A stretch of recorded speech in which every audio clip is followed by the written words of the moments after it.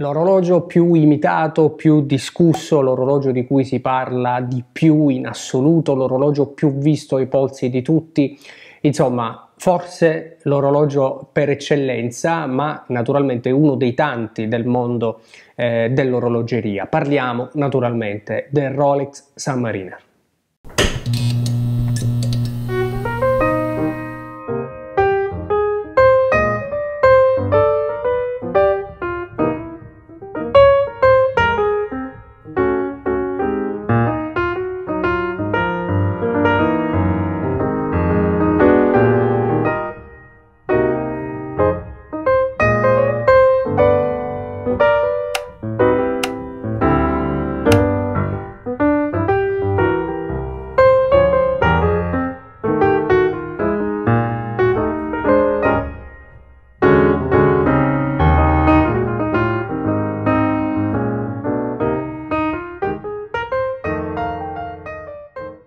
Ci siamo già occupati della storia del Rolex Submariner in un precedente video, in particolare abbiamo parlato del 1680 scritta rossa, il primo Submariner con data della casa Coronata, e oggi parliamo dell'ultima novità in assoluto di Rolex, ovvero il 126610 LN o LV, ovvero il Submariner con data con ghiera nera oppure con ghiera verde, il nuovo denominato Starbucks per via delle sue caratteristiche cromatiche, oppure il 124060. In pratica, rispetto alla precedente referenza nata nel 2010, la prima con ghiera ceramica per il Submariner, viene aggiunto un 2 che sostituisce l'1 nella seconda cifra della referenza, e infatti la vecchia referenza era 116610 o 114060, oggi è 126610 o 124060. Che cosa cambia? Cambia il calibro all'interno, perché sostituisce il glorioso 3135 con il nuovo 3235, dove non cambia soltanto un numerino ma cambiano diverse cose, tra cui lo scappamento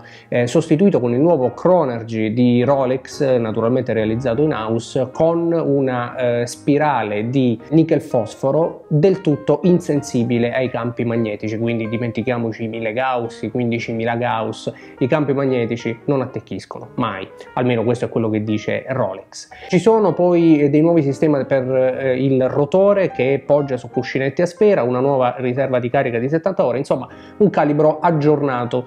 come è poi tra le abitudini di Rolex, cioè quella di aggiornare i propri prodotti sia esteticamente sia internamente, tecnicamente, piuttosto che stravolgerli. E come abbiamo spesso detto, io credo che sia una strategia vincente, che tra l'altro è poi utilizzata, adottata anche da tante altre maison che hanno fatto della loro storia anche la loro forza. Pensiamo per esempio al Royal Oak di Audemars Piguet, che lo ha declinato. Oggi ho proprio al polso il gommino, l'offshore, perché appunto il Royal Oak è stato declinato in tantissime versioni. Lo stesso accade per esempio per il Nautilus di Patek Philippe, ma gli esempi sono tantissimi: il Navitimer di Breitling, il reverso di Jaeger-LeCoultre e così via. Comunque non è questo l'argomento di cui dobbiamo parlare oggi. Parliamo infatti di questo miglioramento, chiamiamolo così, di Rolex per il suo Submariner, che non è soltanto un miglioramento tecnico ma è soprattutto un miglioramento estetico. È vero, un minimo miglioramento estetico che però secondo me sul polso rende invece davvero tanto, perché in realtà ciò che è sempre stato criticato dei Submariner ceramici nati nel 2010 è proprio la maxi case, cioè questa strana particolare cassa dell'orologio con anse molto larghe e forse effettivamente un po' sproporzionate rispetto a quello che è sempre stato invece il bracciale di Rolex, con un passo da 20 mm e una clasp da 16 mm. Ecco, le proporzioni cambiano completamente, perché Rolex non soltanto stringe le anse allargando il passo del cinturino, che infatti questo diventa da 21 mm, ma allarga tutto il bracciale di 1 mm fino alla clasp, e questo su una cassa che effettivamente con la ghiera ceramica ha avuto un ingrandimento rispetto ai vecchi 5 cifre con ghiera in alluminio. Effettivamente rende molto di più al polso, perché le proporzioni finalmente ritornano un po' quelle auree che hanno sempre contraddistinto i bellissimi orologi professionali della casa coronata, e infatti con i nuovi ceramica 12-66-10 e 40-60 si ritorna praticamente a quelle proporzioni, sebbene tutto l'orologio oggi rispetto a 5 cifre sia effettivamente un po' più grande, un po' più massiccio, ma ne guadagna assolutamente in fascino e secondo me anche in modernità, perché nonostante appunto le proporzioni rimangano le stesse, in realtà l'orologio è un po' più grande e con la sua ghiera ceramica che naturalmente ne risalta la preziosità diventa un orologio sicuramente vistoso, ma dalle linee assolutamente moderne. Come dicevamo, le dimensioni effettivamente cambiano. Il nuovo Submariner viene indicato come 41 mm. Qualcuno ha storto il naso quando è stato presentato, perché questi 41 mm sembravano un po' stridere con i classici sempre verdi, sempre attuali 40 mm dei professionali Rolex, sebbene la casa coronata ci abbia abituato a dimensioni sempre differenti ormai per i suoi professionali. Pensiamo al 44 mm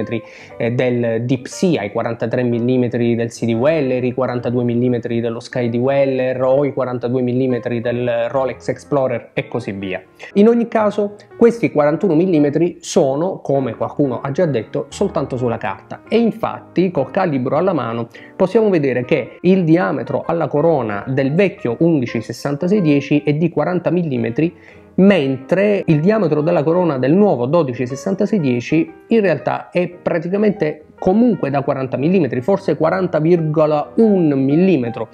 e forse neppure. Come potete vedere, le dimensioni sono praticamente le stesse. Quello che cambia è la larghezza delle anse, che nel vecchio è di 0,35 mm e nel nuovo di 0,30 mm, la larghezza complessiva delle anse, che nel vecchio era di 27 mm e nel nuovo perde invece 1 mm e diventa da 26,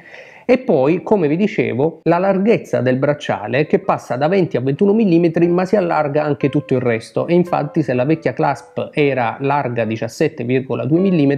oggi è larga 18,5 mm, e l'ultima maglia, ad esempio, potete vedere, aumenta anch'essa di 1 mm, nel vecchio era di 15,1 e nel nuovo di 16,1 mm.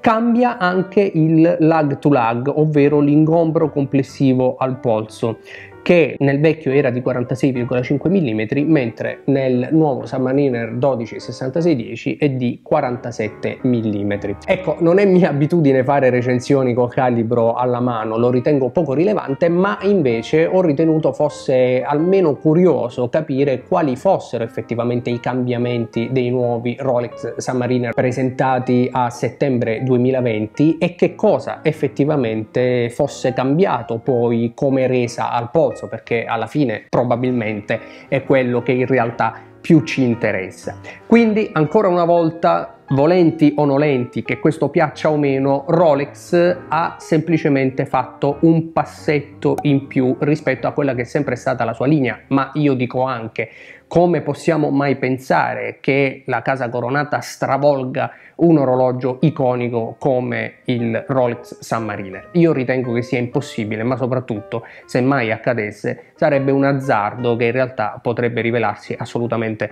controproducente. Fatemi sapere nei commenti che cosa pensate di questi nuovi Submariner e cosa pensate di Rolex, cosa sarà in futuro magari un orologio di questi. Ne parliamo assieme come al solito, non prima di avervi ringraziati per essere stati anche in questa puntata. Se volete potete iscrivervi, come sapete è gratuito, noi invece ci rivediamo qui su Tok per un prossimo video. Ciao!